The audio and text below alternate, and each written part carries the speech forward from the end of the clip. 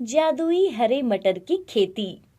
प्रतापगढ़ नामक गांव में सुभाष और भोला नाम के दो भाई रहते थे।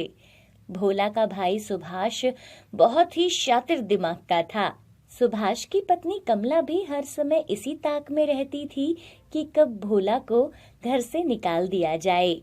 दूसरी तरफ भोला अपने नाम की तरह बिल्कुल भोला था और ईमानदार होने के साथ साथ सच्चे मन का भी था। पूरे गांव वाले जो भी उसे काम बोलते वो खुश होकर सबकी मदद किया करता था। अजी जल्दी कुछ कीजिए, आखिर इस भोला को कब तक हम पालते रहेंगे? कुछ काम तो ये करता नहीं है हमारा, पूरे दिन लोगों की बगारे करता रहता है, कभी इस चाचा का काम तो कभी उस चाचा का काम। भला हम कब तक इसको मुफ्त में खिलाएंगे?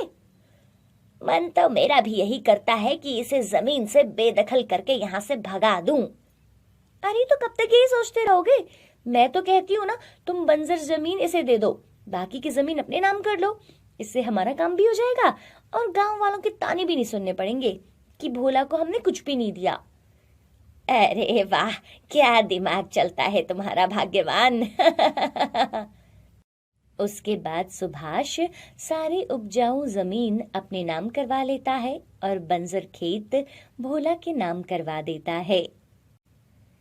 देख भोला, मैंने जंगल के साथ वो जो खाली जमीन पड़ी थी वो सारी तेरे नाम कर दी है। अब तुम अपना खुद देख लेना, मैं कब तक तेरा सारा खर्चा उठाता रहूंगा। भोला कुछ बोले बिना अपना सामान लेकर उस जमीन से चला जाता है। पास ही के एक जंगल में वो लकड़ियों से अपना एक छोटा सा घर बनाता है। भोला अपनी बंजर जमीन पर खूब मेहनत करता है। ये जमीन तो बिल्कुल सूख गई है, इस पर तो हल चलाना भी आसान नहीं होगा, मुझे खुद ही कुछ करना होगा। और भोला दिन रात अपनी उस बंजर भूमि पर बहुत मेहनत किया करता था। लगभग 1 महीना लगातार खेत में मेहनत करने के बाद भोला वहां मटर के बीज बोता है। ये सुभाष ने भोला बेचारे के साथ बिल्कुल अच्छा नहीं किया। सारी उपजाऊ जमीन खुद के नाम कर ली और बंजर जमीन उस भोला को देकर उसे घर से निकाल दिया। आखिर उस बंजर जमीन पर क्या होगा?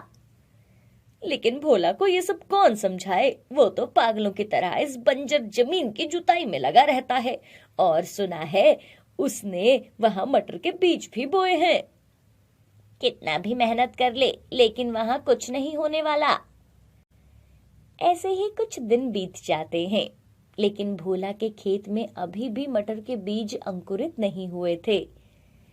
एक रात सब अपने अपने घरों में सोए हुए थे, तभी अचानक से मौसम खराब हो जाता है और बहुत तेज बारिश होती है। अगली सुबह भोला उठता है और अपने खेतों में देखता है। खेत में मटर के छोटे छोटे पौधे दिखाई दे रहे थे। भोला खेत में जाकर बहुत खुश होता है। अरे वाह, बारिश होने से खेतों में मटर के पौधे निकल आए हैं। भगवान तुम्हारा बहुत बहुत धन्यवाद। अब तो मुझे भी लगा था कि शायद यहाँ कुछ नहीं होगा, लेकिन एक बारिश से सब कुछ अच्छा हो गया है। कुछ ही दिनों में भोला का पूरा खेत हरे हरे मटर से भर जाता है और सब पौधों में बहुत मटर आ रहे थे। बस कुछ दिन और, फिर ये मटर पूरी तरह मंडी में बेचने के लायक हो जाएंगी। फिर मैं अपनी सब मटर मंडी में जाकर बेचूंगा। तभी खेत में घूमते घूमते भोला कुछ देखता है। अरे ये हंस का बच्चा यहाँ कहाँ से आ गया और ये ऐसे गोल गोल क्यों घूम रहा है? भोला देखता है कि हंस का बच्चा अपनी चोंच को खोलने की कोशिश कर रहा था, जिसमें मटर की बेल लिपटी थी। ओह अच्छा, तो ये इसलिए परेशान हो रहा है। भोला आराम से जाता है और उस हंस के बच्चे को पकड़ लेता है और उसकी चोंच से वो मटर की बेल को हटा देता है और बच्चा भोला से डरता हुआ जंगल की ओर भाग जाता है। उसके बाद भोला भी अपने घर के अंदर चला जाता है। दोपहर के समय जब भोला खेत में काम कर रहा था तो वही बच्चा मटर के खेत में एक दूसरी तरफ मटर लेकर जा रहा था। भोला भी उस बच्चे के पीछे पीछे जंगल की ओर जाता है और देखता है वहां उस हंस के बच्चे की माँ थी, जिसके पंख पर चोट लगी थी और वो जमीन पर पड़ी थी। भोला अपने घर जाता है और हल्दी का लेप लेकर आता है। भोला उस लेप को हंस के पंख पर लगा देता है और कुछ ही दिनों में वो हंस बिल्कुल ठीक हो जाता है। इधर भोला की मटर की फसल भी तैयार हो गई थी। अब भोला हर रोज मटर तोड़ता और उन्हें मंडी में बेचकर आता, जिससे उसे बहुत अच्छे पैसे मिलते थे। एक दिन, अरे ये हंस का बच्चा और उसकी माँ पता नहीं कहाँ चले गए हैं। कितने दिनों से मैंने उन्हें नहीं देखा। इधर भोला पूरा दिन अपने मटर के खेत में व्यस्त रहता। दिन भर मटर तोड़ता, फिर शाम को उन्हें मंडी में बेचने जाता। कितने दिन हो गए हैं, मेरे मटर की फसल तो खत्म ही नहीं हो रही। मटर की फसल तो सिर्फ 1-2 महीने तक चलती है और देखो मुझे पूरे 3 महीने हो गए हैं मटर मंडी में ले जाते, लेकिन अभी भी खेत मेरा पूरे मटरों से भरा पड़ा है। अब तो मैंने कितने पैसे भी जमा कर लिए हैं, क्यों ना अपने लिए एक पक्का घर बनवा लूं। अब भोला अपने लकड़ी के घर को पक्का बनवा लेता है। अरे भोला न जाने कौन से मटर की खेती कर रहा है जो खत्म होने का नाम ही नहीं ले रही है। अब तो उसने अपना पक्का घर भी बना लिया है। ये बात सुभाष सुन लेता है। उसे भोला की तरक्की बिल्कुल रास नहीं आती। अच्छा, तो ये भोला अब मुझसे भी बड़ा बनेगा। इसे तो मैं बताता हूँ कैसे ये मटर मंडी में बेचता है। रात को सब अपने अपने घरों में सोए हुए थे। सुभाष भोला के खेत में जाता है और जैसे ही मटर के पौधों को काटने लगता है, तभी वहां हंस आ जाता है और सुभाष के ऊपर हमला कर देता है।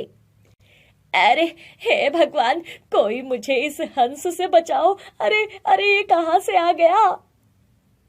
हंस सुभाष को बुरी तरह से घायल कर देता है। अगली सुबह जब भोला अपने खेत में जाता है तो उसका भाई सुभाष खेत में पड़ा था। भैया, क्या हुआ आपको और आप यहाँ इस हालत में? अरे मुझे माफ कर दे मेरे भाई, मुझसे बहुत बड़ी गलती हो गई है। मैं तुम्हारी फसल को काटने आया था, लेकिन पता नहीं अचानक एक हंस कहाँ से आ गया और उसने मेरे ऊपर हमला कर दिया और मेरी ये हालत कर दी। भोला अपने भाई को उसके घर छोड़कर आता है और उसे कुछ पैसे देता है। अब भोला जंगल में उस हंस को देखने जाता है तो वहां कोई नहीं था। वो हंस और उसके बच्चे को गए हुए तो कितना वक्त हो गया है यहाँ से। फिर रात को भैया पर हमला किसने किया? भोला को कुछ समझ नहीं आता। उसी रात भोला अपने घर में सोया हुआ था। भोला, तुमने मेरी और मेरे बच्चे की मदद की थी, इसलिए मैंने तुम्हें वो जादुई मटर दिए थे जो कि पूरे 1 साल तक तुम्हें मटर देंगे। इसके बाद तुम इन्हें इन्हीं बीजों से दोबारा अपने खेतों में बो सकते हो। जब भी तुम्हें हमारी जरूरत होगी, हम तुम्हारी मदद के लिए पहुंच जाएंगे। जब भोला सुबह उठता है तो उसे सब समझ आ गया था। ये बेजुबान जानवर मुझे इतना कुछ देकर जाएंगे, मैंने कभी नहीं सोचा था। भगवान सही कहते हैं, अगर हम किसी की मदद करते हैं तो उसका फल हमें पता नहीं किस रूप में मिलेगा, इसलिए हमें हमेशा अपना कर्म करते रहना चाहिए। अब भोला गांव में सबसे अमीर आदमी बन जाता है और वो पूरे गांव को अपने खेत में लगे जादुई मटर के बीज देता है। ये लो, सब ये मटर के बीज लो। ये बीज जादुई मटर के बीज से कम नहीं है। पूरे 1 साल तक इसके मटर उतरते रहेंगे। लोग भी भोला से बीज लेते हैं और उन्हें अपने खेतों में बोते हैं। भोला मन का बहुत अच्छा इंसान था। लोग खुशी खुशी भोला के पास मदद मांगने आते, क्योंकि भोला सबकी मदद किया करता था। पिताजी, आज शाम को जलेबी लेकर आना, बहुत समय से मैंने जलेबी नहीं खाई। अच्छा, मेरी गुड़िया को जलेबी खानी है।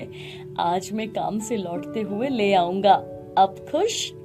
हाँ पिताजी, लेकिन याद से लेकर आना। मैं कितने दिनों से आपको बोल रही हूँ, अगर माँ होती तो वो आपसे जलेबी मंगवा कर मुझे खिला भी देती, लेकिन आप तो मेरे बोले हुए को हमेशा भूल जाते हो। अशोक के पास इस समय कोई काम नहीं था और ना ही उसे कोई काम मिल रहा था। अपनी बेटी की छोटी छोटी जरूरतें भी वो पूरी नहीं कर पा रहा था, जिसकी वजह से वो बहुत परेशान था। गीता अशोक की इकलौती बेटी थी।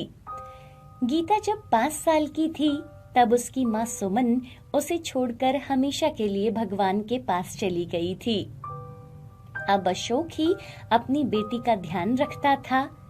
गीता अब 12 साल की हो गई थी और वो पढ़ाई के साथ साथ घर का सारा काम भी कर लेती थी। एक दिन अशोक एक जंगल से गुजर रहा था, तभी अचानक उसकी नजर 3 कटहल के पेड़ों पर जाती है, जिसमें से एक पेड़ पर 1 कटहल और दूसरे पेड़ पर 2 कटहल और तीसरा पेड़ कटहल से पूरी तरह लदा हुआ था। अरे वाह, कटहल के पेड़! इस एक पेड़ पर तो कितने सारे कटहल लगे हैं। क्यों ना मैं इन कटहल को तोड़कर बाजार में बेच दूं, इससे मैं कुछ पैसे भी कमा लूंगा।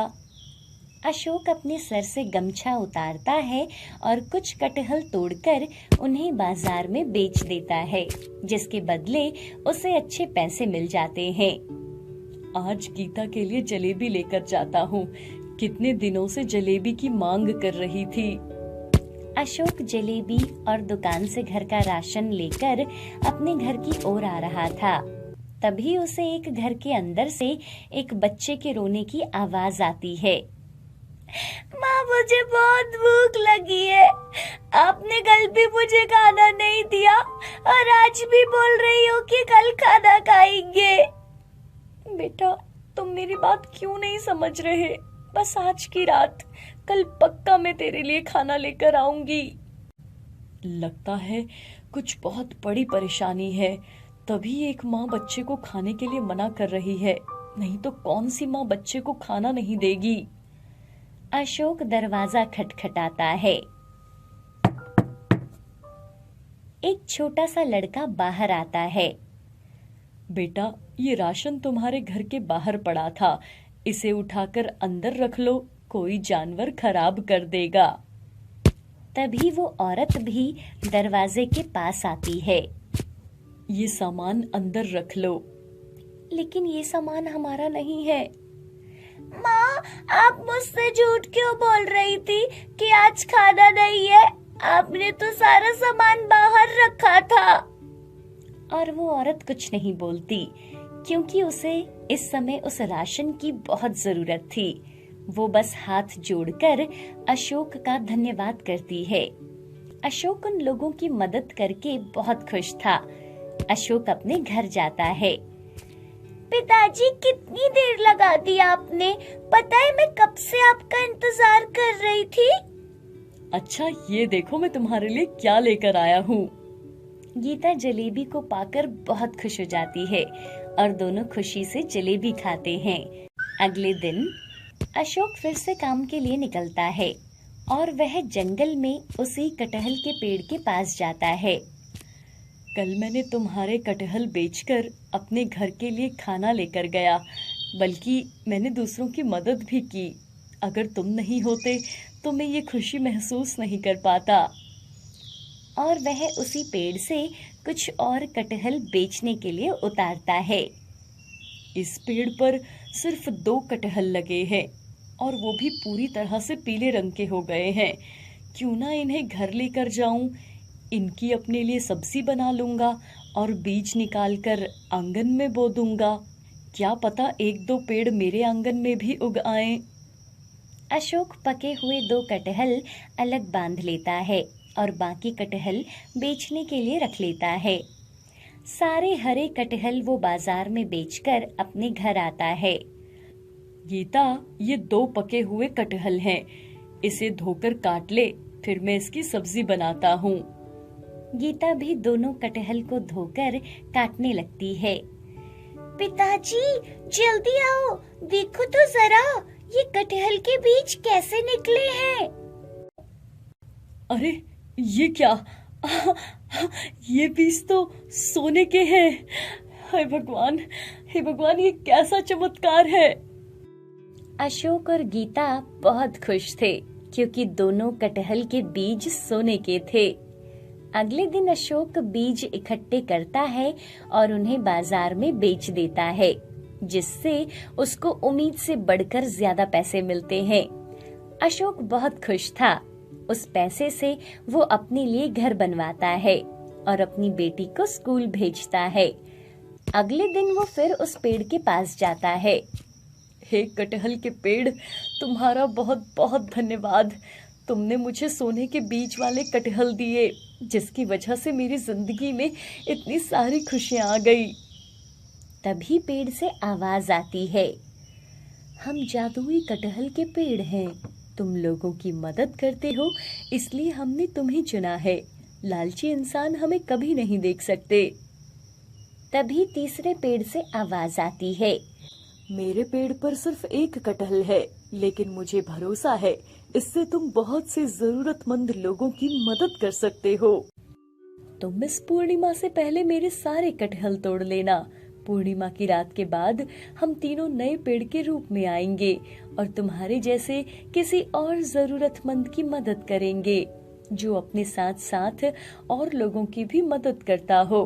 तुम चाहो तो मेरे बीज को जमीन में उगा सकते हो, जिससे तुम और धन कमा सकते हो और लोगों की मदद कर सकते हो। तीसरे पेड़ पर सिर्फ एक कटहल लगा हुआ था। अशोक वो एक कटहल तोड़ता है और उसे अपने घर ले जाता है। जब गीता और अशोक उस कटहल को काटते हैं तो उसमें से हीरे के बीज निकलते हैं। अरे वाह, इसमें तो हीरे हैं। गीता और अशोक सारे हीरे निकालते हैं और उसे तिजोरी में रख लेते हैं। अब अशोक थोड़े थोड़े करके अगले बाजार में वो सारे हीरे बेच देता है, जिससे उसके पास बहुत सारे पैसे आ जाते हैं, जिससे उन पैसों से वो सब लोगों की मदद करता था और बहुत से बच्चों को स्कूल भेजता है। पूर्णिमा तक अशोक तीनों पेड़ों को खाली कर देता है और जब पूर्णिमा के अगले दिन वो वहां जाकर देखता है तो वहां अब कोई पेड़ नहीं था। अब तक तो वो तीनों पेड़ किसी और जंगल में नया रूप भी ले चुके होंगे। अशोक ने अपने खेतों में कटहल के बीज बो दिए थे और मात्र 2 साल में वो कटहल के पेड़ बड़े हो गए थे और उन पर अब बहुत सारे कटहल भी आने लगे थे।